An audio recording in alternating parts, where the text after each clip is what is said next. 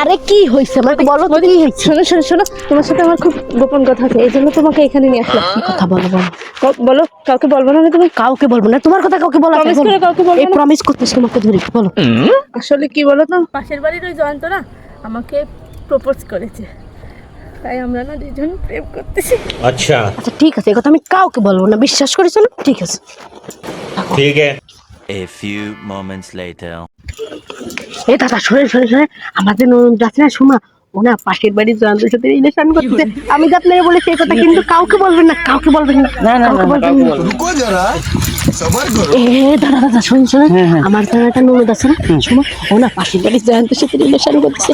এই কথাটা জানি আপনার বললাম, আপনি কিন্তু খবরদার বলবেন না, কিন্তু বলবেন না। कैसे कैसे लोग रहते हैं यार এই দিদি দিদি শোনেন শোনেন, আমার একটা ননদ আছে বুঝছেন, সুমা নাম, ওনা পাশের বাড়ির জয়ন্তের সাথে রিলেশন করে। আমি যে এই কথা আপনাকে বলেছি, খবরদার আপনি কিন্তু এই কথা কাউকেই বলবেন না।